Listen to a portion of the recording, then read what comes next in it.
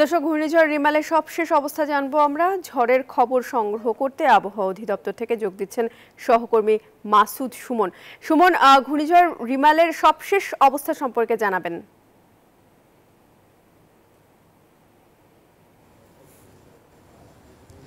প্রিয়াঙ্কা, আপনারা জানিয়ে রাখি যে এটি কিন্তু রাত 8টা নাগাদ যে মংলা বন্দর, যে এটির যে উৎপত্তি স্থল, সেখান থেকে কিন্তু মুভমেন্ট করছে। তো সেটি আমাদের আবহাওয়া অফিস সর্বশেষ 12টার সময় যে আমাদের সংবাদ সম্মেলনে জানিয়েছে, যেটি যে এখন তখন কিন্তু জানিয়েছিল 7-8 ঘন্টার মধ্যে এটি বাংলাদেশের সীমানা অতিক্রম করবে, কিন্তু তারপরেও 12টার মধ্যে তিনি আমাদের যেটি জানিয়েছে যে আরও 4-5 ঘন্টা সময় লাগবে, কেননা এর গতিবেগ কিন্তু কমে এসেছে। এর বর্তমান যে গতিবেগ রয়েছে সেটি বলেছে যে 14 থেকে 18 কিলোমিটার গতিতে কিন্তু এটি এগিয়ে চলছে। এর বিস্তৃতি কিন্তু প্রায় 400 কিলোমিটার জোড়া, অর্থাৎ এর যে মূল কেন্দ্র, সেখানে কিন্তু এর বাতাসের গতিবেগ রয়েছে প্রায় 80 কিলোমিটার পর্যন্ত এখন পর্যন্ত। ফলে এটি অতিক্রম করতে আরও 4-5 ঘন্টা সময় লাগবে। আর আমাদের সর্বশেষ যেটি জানিয়েছেন যে এটি শক্তি ধীরে ধীরে কমে আসছে, ফলে এর যে পরিমাণ ক্ষয়ক্ষতির সম্ভাবনা ছিল সেটি কিন্তু এখন নেই বললেই চলে।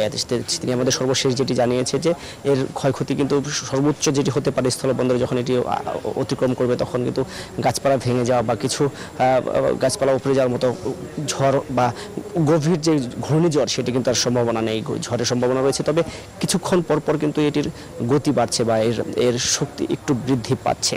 ফলে আপাতত যদি এক কথায় বলি, তাহলে এখন পর্যন্ত এর শক্তি ধীরে ধীরে কমে আসছে এবং বৃষ্টিপাতের কথা যেটি আমাদের জানিয়েছে যে এর শক্তি কমলেও কিন্তু বৃষ্টিপাত অব্যাহত থাকবে। আগামীকাল উপকূলীয় এলাকা বা যেসব এলাকায় 10 নম্বর বা 9 নম্বর বিপদ সংকেত দেখিয়েছে, সেই সব এলাকার পাশাপাশি সারা দেশেই কিন্তু আগামীকাল বৃষ্টিপাত হবে।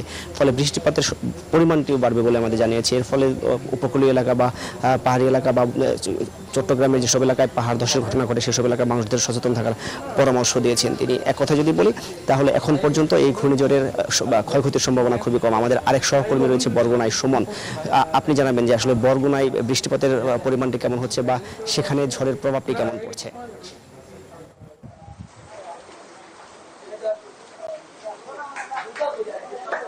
ধন্যবাদ সুমন আপনাকে। আপনি আবহাওয়া অফিস থেকে যেরকম জানাচ্ছিলেন যে আবহাওয়ার সর্বশেষ যে খবরগুলো রয়েছে সেগুলো আমাদেরকে জানাচ্ছিলেন, এবং আমি এখন রয়েছি বরগুনায়। এবং বরগুনার পরিস্থিতি যদি আমি একটু বলতে চাই, যে এখন কিন্তু বরগুনায় অনেকটাই স্বাভাবিক হতে শুরু করেছে। এবং আমরা রাত 8টার পরে যে বিষয়টি দেখেছিলাম, যে রাত 8টার পর থেকে কিন্তু বরগুনায় ভারী এবং দমকা হাওয়া দেখেছিলাম, এবং ক্রমশ যত সময় যাচ্ছে তত কিন্তু এই যে বৃষ্টি এবং যে দমকা হাওয়া সেটি কমতে শুরু করেছে। তবে আমরা বেশ কিছুক্ষণ আগে থেকে আবার লক্ষ্য করতে শুরু করেছি যে আবারও কিন্তু ভারী বৃষ্টি এবং দমকা হাওয়া শুরু হয়েছে।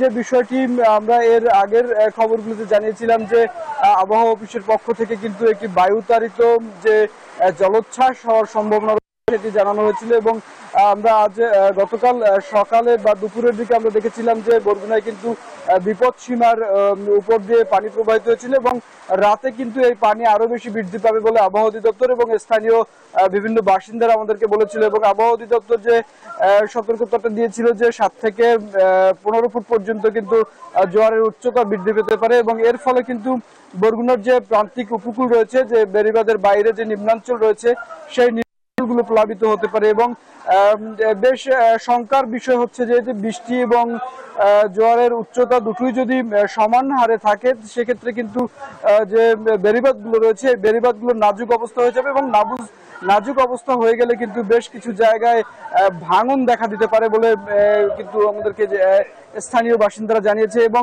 আমি ইতিমধ্যে বরগুনার বিভিন্ন জায়গায় খোঁজ নিয়েছি, বিভিন্ন জায়গায় খোঁজ খবর নিয়ে যেটা জানতে পেরেছি যে বরগুনাখালী, ডালভাঙা সহ বিভিন্ন জায়গায় কিন্তু যে নিম্নাঞ্চল সেগুলো ইতিমধ্যেই প্লাবিত হয়েছে, এবং জোয়ারের উচ্চতা কিন্তু ক্রমশ বাড়তে রয়েছে। এ ছিল আমার কাছে এখান থেকে সবশেষ পরিস্থিতি। ফিরে যাচ্ছি স্টুডিওতে প্রিয়াঙ্কার কাছে। প্রিয়াঙ্কা।